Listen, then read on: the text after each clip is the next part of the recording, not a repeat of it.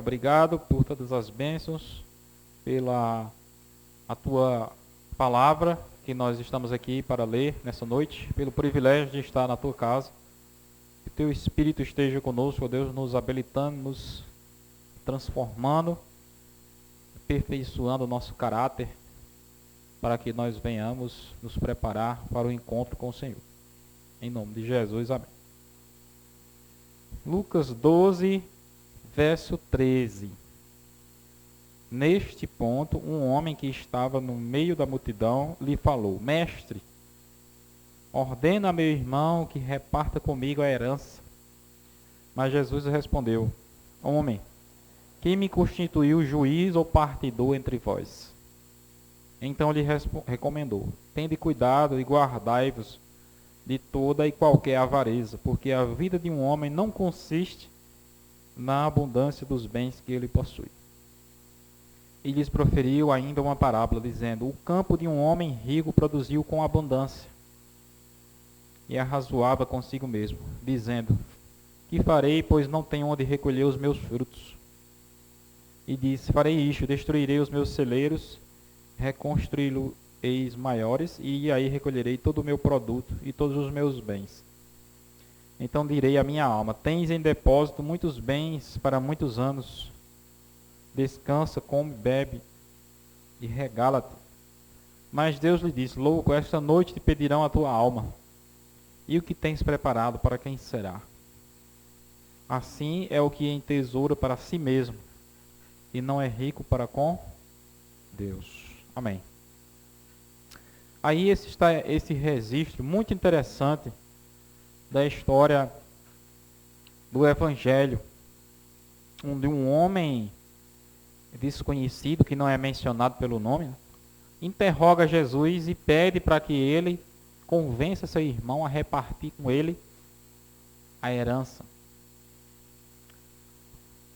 Aos nossos olhos, em nossa época, dá até para pensar que esse homem tem uma certa razão, né, em querer que a herança seja dividida. Geralmente, na nossa sociedade, né, Odivan, quando um pai falece, pega a propriedade e divide para os irmãos, é assim?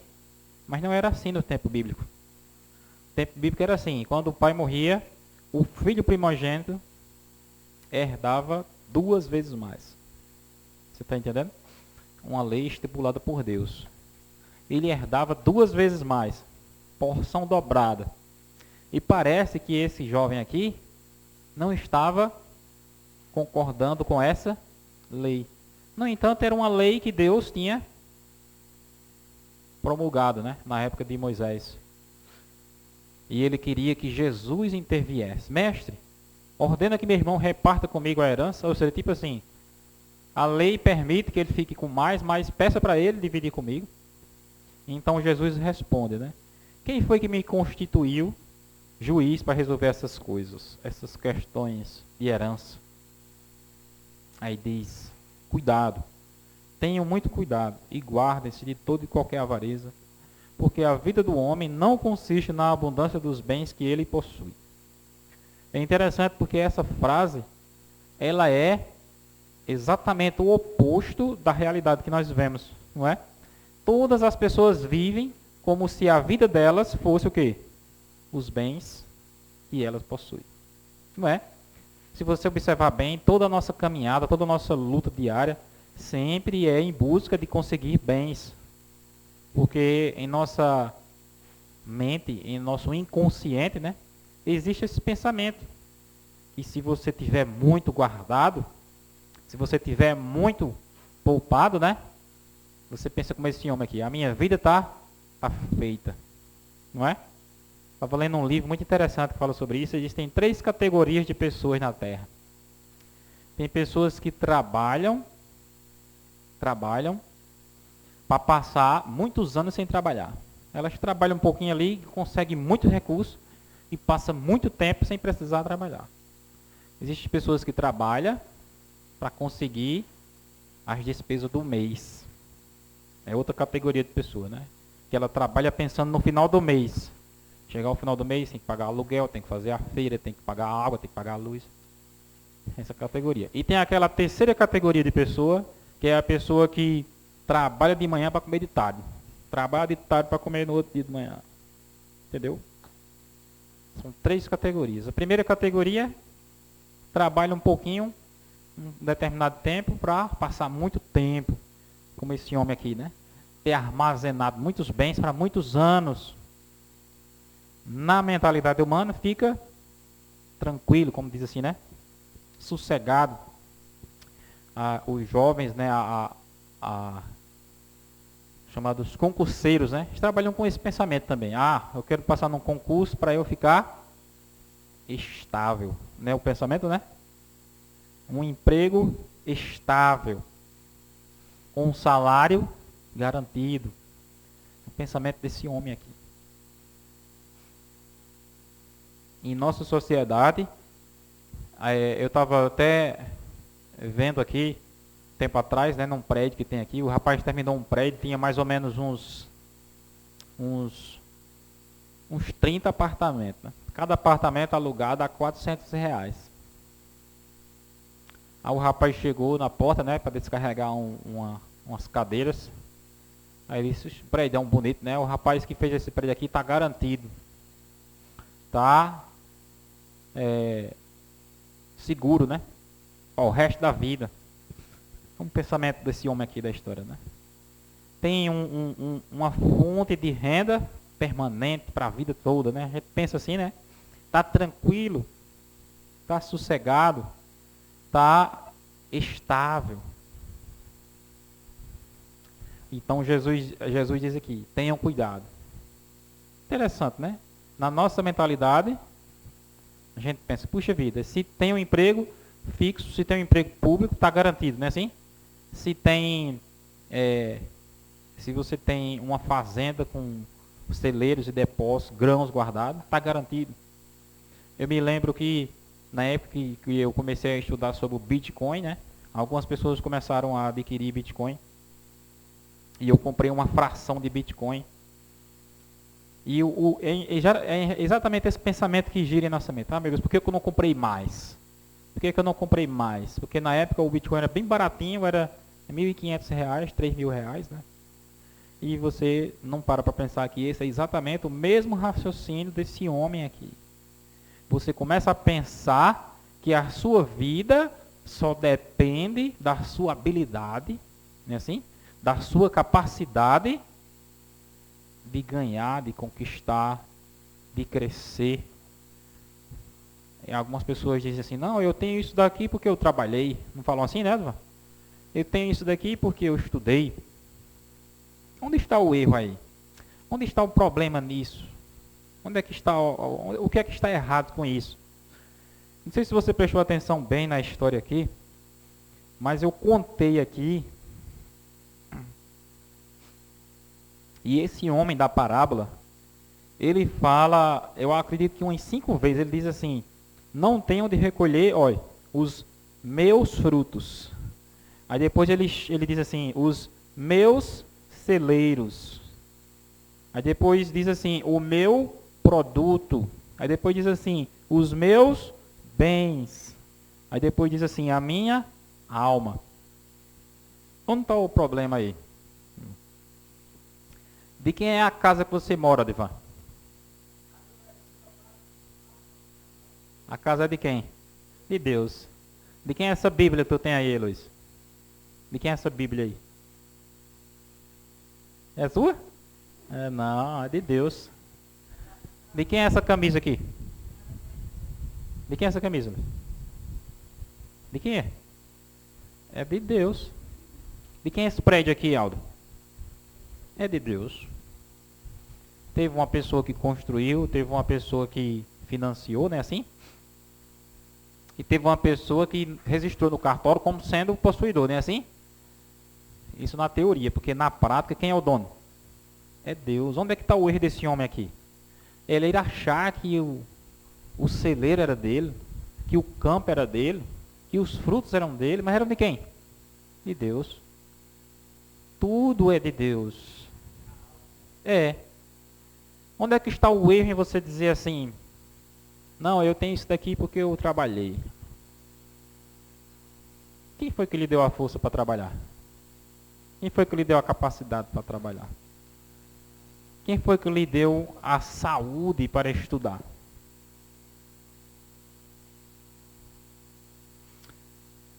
Aqui está o erro, aqui está o problema, né? Eu gosto muito de ler livros eles chamam livros de autoajuda, né? Que é aqueles livros de pensamento positivo, de empreendedorismo, Pense em Riqueza, de Napoleão Hill,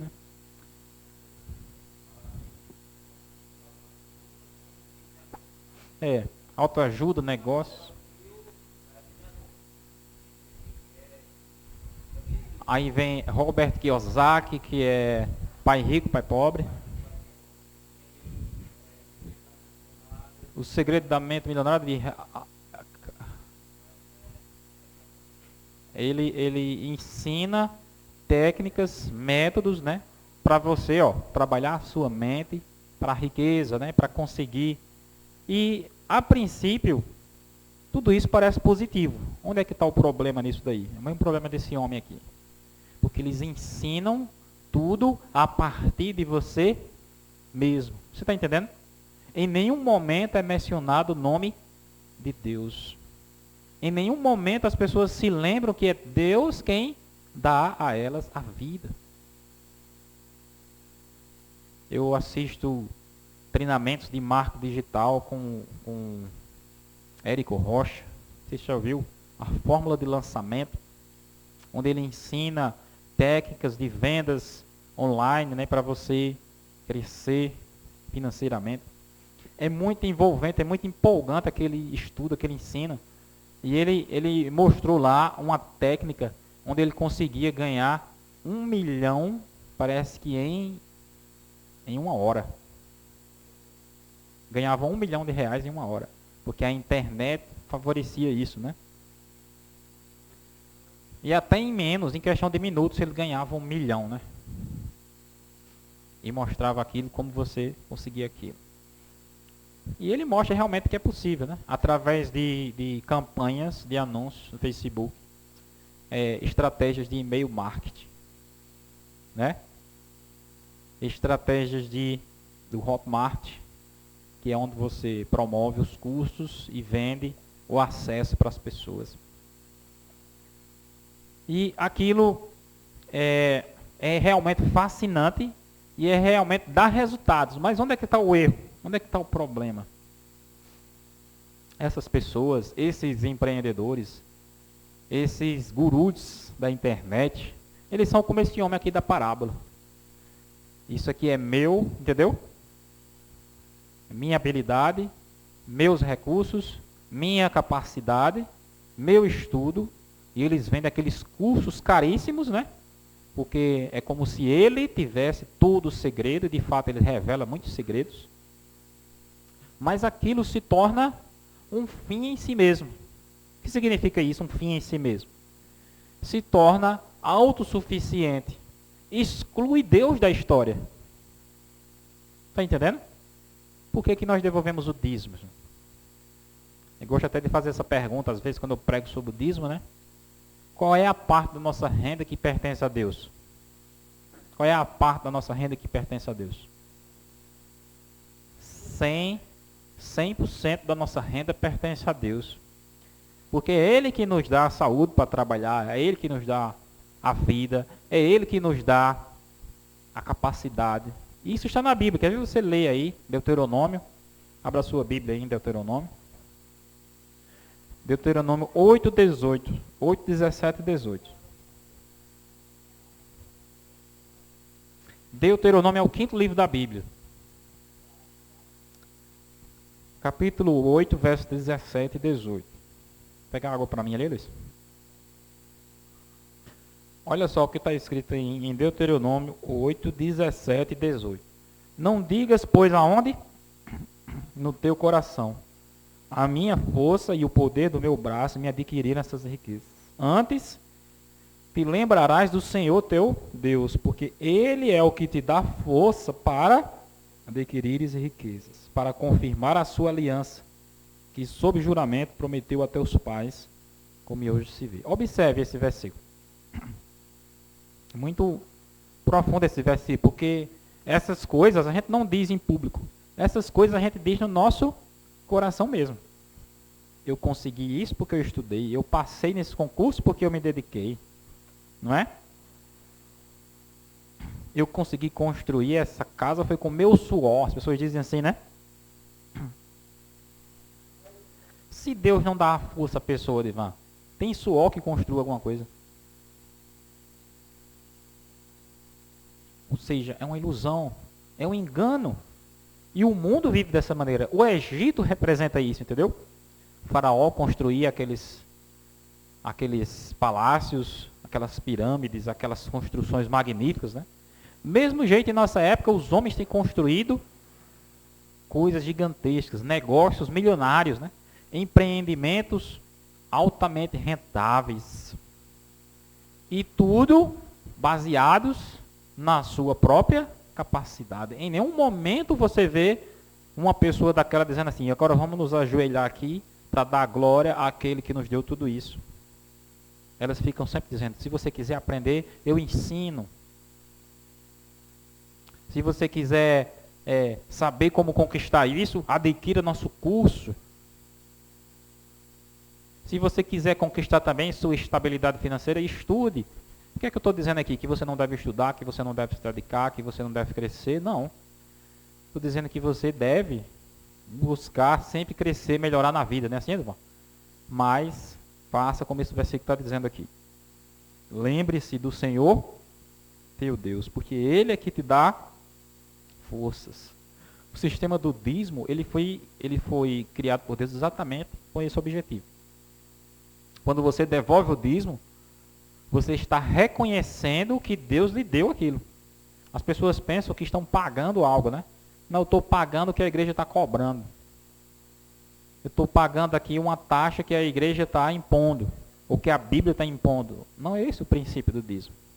O princípio do dízimo da oferta é, eu estou devolvendo da abundância que Deus me concedeu. Eu não estou dando algo a Ele. Eu estou devolvendo algo que Ele já me deu. Veja só a lógica, né? O princípio. Quero que você leia outra passagem comigo, agora em Daniel. Adianta aí um pouquinho. Daniel fica depois de Salmos, Isaías, Jeremias, Ezequiel. Depois de Ezequiel é Daniel.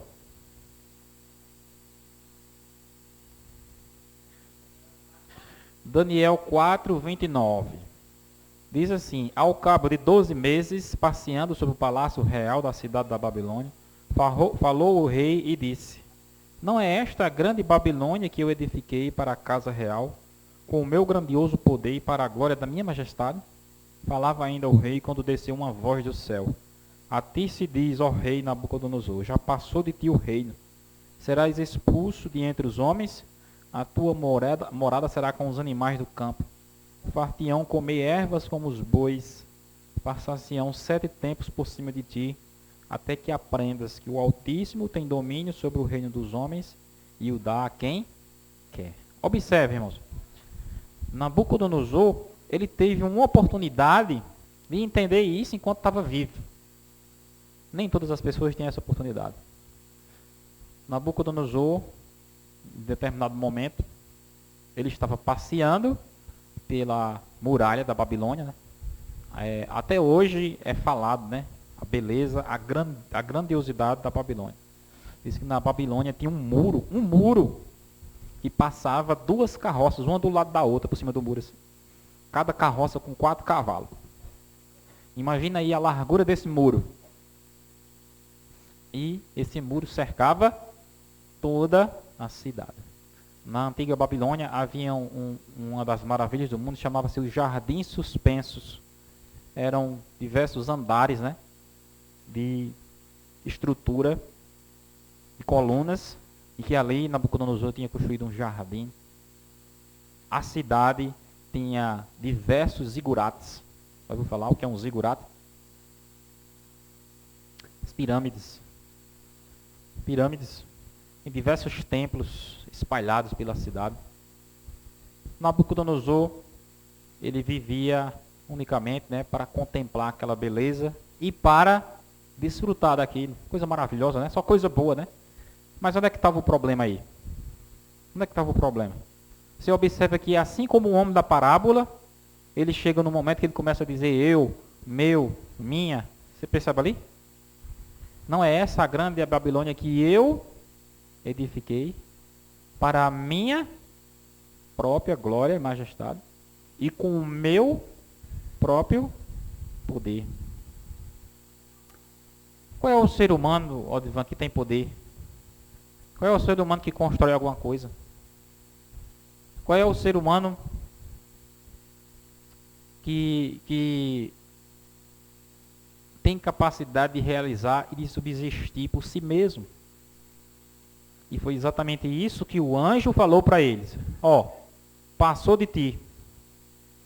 As palavras do anjo, elas são muito claras. Ela é tipo dizendo assim, Deus concedeu a ti, mas agora vai tirar de ti. E isso durou 7 anos. Nabucodonosor, naquele exato momento, disse que ele caiu de 4 patas no chão, assim, né? Começou a crescer uns pelos nele, como umas penas das águias.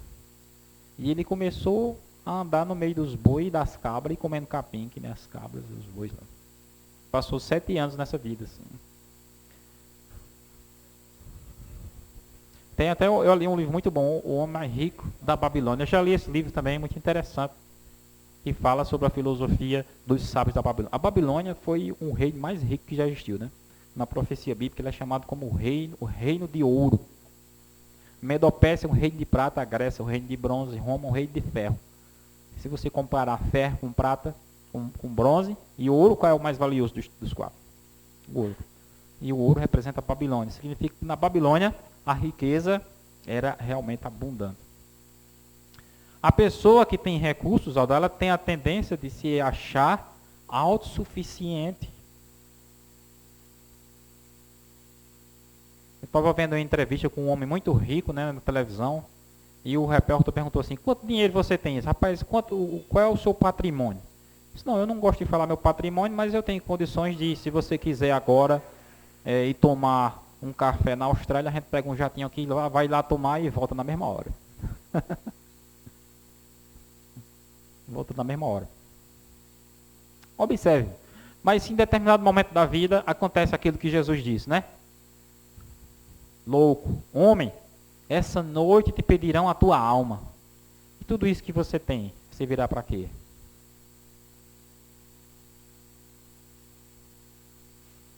Outra história que eu vi uma pessoa falando uma vez, né? Disse que o pastor estava caminhando com um homem muito rico, que era dono de muitas terras, né? E ele estava mostrando as terras dele ao pastor, né? Aí ele andava e dizia, olha pastor, aqui aonde os seus olhos alcançar aqui, para esse lado aqui, tudo é meu. E para esse lado aqui também, aonde os seus olhos alcançar, tudo é meu. E para esse lado aqui também, aonde os seus olhos alcançar, tudo é meu. Aí o pastor perguntou isso. E daqui a 100 anos vai ser de quem? E daqui a 100 anos não vai ser mais meu. Na verdade, nem naquele momento também era dele. Porque como a gente está estudando aqui, e a palavra de Deus mostra, né?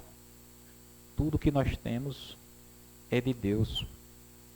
Nossos bens, nossa capacidade, nossa profissão, entendeu? Tudo é uma dádiva que Deus concede a nós. E Deus ele concede isso a cada um de forma proporcional à capacidade da pessoa. Interessante que Deus tem uma parábola na Bíblia que diz assim, que Deus deu a um 5, né?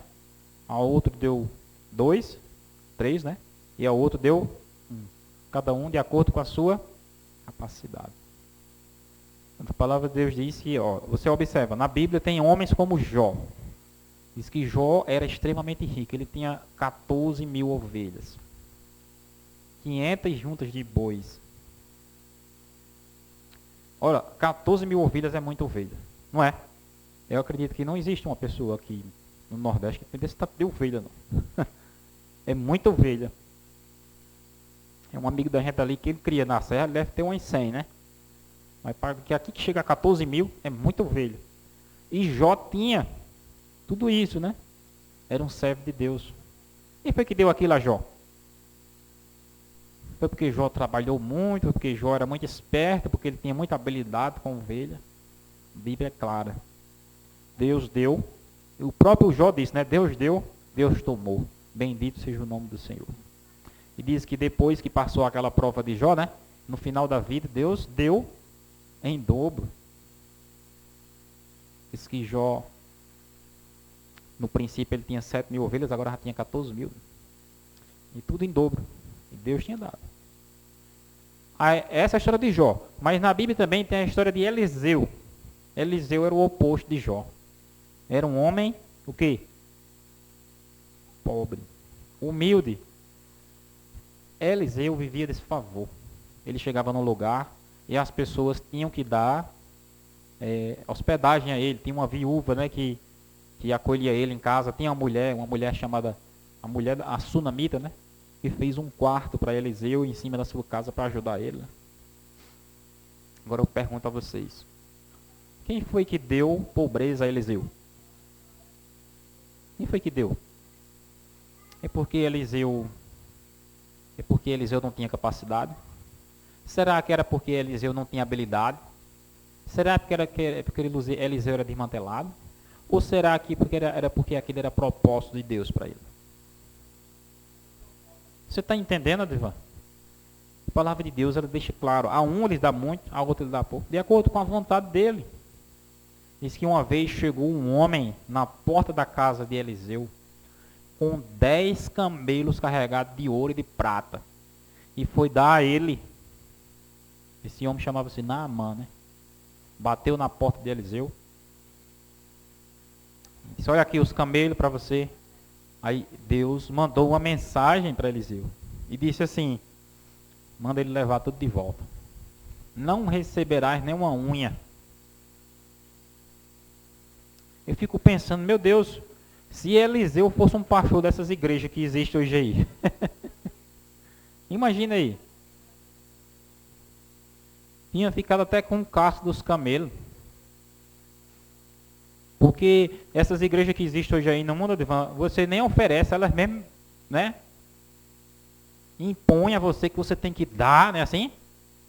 E faz uma pressão tão grande que você fica impulsionado assim, meu Deus, eu vou ter que vender tudo e dar aqui, é esse pastor que ele está pedindo. Com Eliseu foi o contrário. Agora eu quero perguntar a vocês, era porque Deus achava que Eliseu não precisava? Observe que realidade interessante. Por que Deus não disse a ele assim, Eliseu, você está numa condição difícil, pegue pelo menos um camelo desse aí. Os estudiosos da Bíblia, eles disseram que o tesouro que aqueles camelos carregavam era algo em torno de 10 milhões de dólares.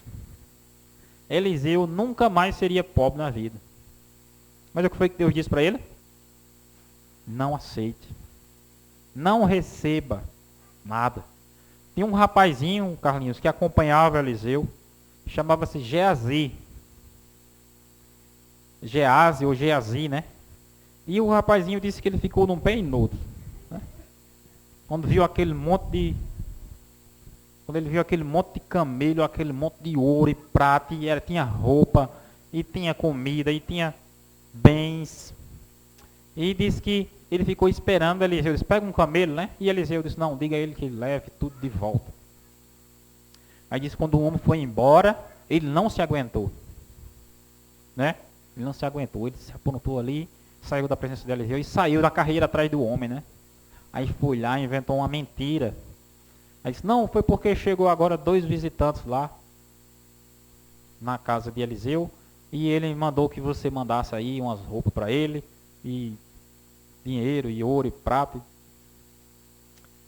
Aí o homem disse, leva aí 2 camelos. Não, só basta um, tá bom. Inventou uma mentira e colocou Eliseu no meio, né? Terminou se complicando na história, né? Aí foi, voltou, escondeu, né? Aquele ouro, aquele tesouro na seu quarto, né? E depois se aprontou, tomou banho aí, entrou na presença de Eliseu. E Eliseu não esperou ele falar nada. Eliseu mesmo perguntou: tu vem de onde? Aí ele mentiu mais uma vez: eu não fui para lugar nenhum. Aí ele: será que eu não vi você correndo atrás do homem lá? Você acha que Deus não me mostrou a sua ganância e o seu desespero em busca de ouro, de prata, de roupa, de vestes? Mas do mesmo jeito que você desejou a riqueza desse homem, você vai herdar também a doença dele. E não é só você que vai herdar, mas toda a sua descendência vai herdar também a doença desse homem. Era lepra, né? Diz que Geazi saiu dali leproso, branco como a neve, a palavra de Deus diz. Né? E a partir dali a família dele se tornou uma família de leprosos. Porque cobiçaram o ouro que Deus tinha dito que não deveria pegar. Meus irmãos, isso é um símbolo para nós, né?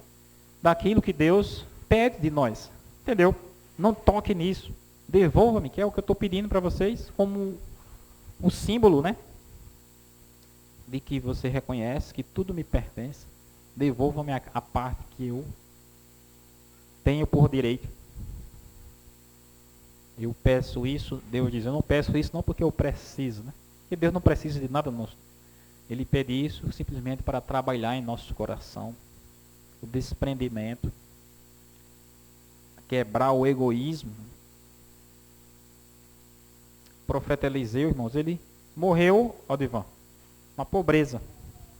Morreu na pobreza. Era porque ele era sem fé? Era porque ele era um profeta de segunda categoria? Não. Porque a riqueza que Deus dá é algo que Deus mesmo concede a mim, a você. Entendeu? E Ele faz isso de acordo com a nossa capacidade. E o principal dessa mensagem, a mensagem central desse sermão, olha, é exatamente aquela palavra que Jesus falou, né? A vida minha, a vida sua, não consiste nos seus bens. A vida sua consiste na fé. A sua vida precisa ser centrada na fé. Se você tiver bens, agradeça a Deus, desfrute e reconheça. Se você não tiver, apegue-se a Deus pela fé. E confie nele. Com bens ou sem bens, a bênção dele é maior. É mais valiosa. É superior a qualquer coisa que a gente possa ter. E tenha cuidado para que você não caia na armadilha, né? De Nabucodonosor e desse homem aqui da parábola. Meu. Entendeu? Meu trabalho, minha casa, minha Bíblia. Meu nada. Meu relógio, inclusive esse relógio aqui, ele é muito interessante, ele só tem um problema. Você não consegue ver a hora dele. Só tem luz. É um relógio muito bonito, Damiana. É um relógio muito interessante, mas é um relógio que não consegue ver a hora. Tem algum problema? Observe, irmãos. Tudo que nós temos, tudo que nós pertencemos, tudo que nós possuímos, né, pertence a Deus. De acordo com a palavra de Deus, nós somos apenas administradores. Nós somos apenas mordomos daquelas coisas que Deus nos concede, e Deus nos concede pelo tempo que Ele achar interessante. Não é só nós, Olivan. As pessoas que estão aí fora também no mundo, que nem se lembram de Deus, elas só têm as coisas também porque Deus concede. E veja que poucos são aqueles que reconhecem realmente isso. As pessoas continuam dizendo assim, não, isso aqui é meu, isso aqui, né, foi eu que conquistei, isso aqui foi eu que consegui. E vivem apenas para si mesma. Isso é egoísmo. A palavra de Deus, ela deixa claro. As pessoas que têm capacidade de ganhar dinheiro, as pessoas que têm bens, elas só conseguem isso. Elas só têm isso porque Deus concedeu. Porque Deus permitiu. E se você é uma pessoa que não reconhece isso, se você é uma pessoa que não admite, que você é uma pessoa que não agradece, e você é uma pessoa que não valoriza aquilo que Deus lhe dá, no dia do juízo, Deus vai pedir contas. Como pediu esse homem aqui, né? Hoje te pedirão a tua alma. E o que tens preparado para quem será? A única oportunidade que nós temos, meus irmãos, é essa vida aqui. Você está entendendo? Nós vivemos numa sociedade onde as pessoas dizem assim, não, vai lá, manda rezar uma missa, vamos fazer isso para fulano, mas depois que morrer, não tem mais chance. Não tem mais oportunidade. Cada dia que você acorda, Nelinho, você tem que aproveitar aquele dia para trabalhar o seu caráter, para se amoldar ao que a palavra de Deus diz.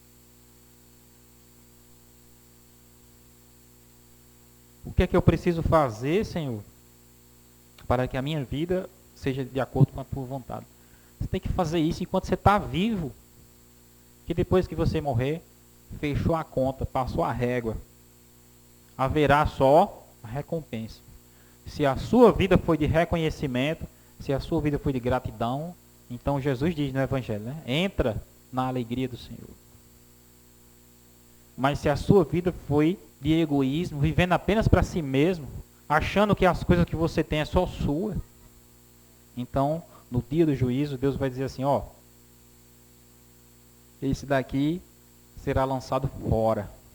Ali haverá choro e ranger de dentes. Deus concedeu aquela oportunidade, aquele privilégio, aqueles bens na sua vida, né? E você desfrutou deles, mas não reconheceu, perdeu. E o principal também é que todos os bens que nós recebemos nessa vida não se comparam àquilo que Deus tem preparado para nós, né? No reino espiritual, que é infinitamente superior a qualquer coisa que a gente tem aqui. E nada que a gente possa ter aqui se compara àquilo, e nada que a gente tem aqui você pode colocar como sendo um impedimento para você alcançar o que Ele oferece lá. O que Ele oferece é superior. É maravilhoso.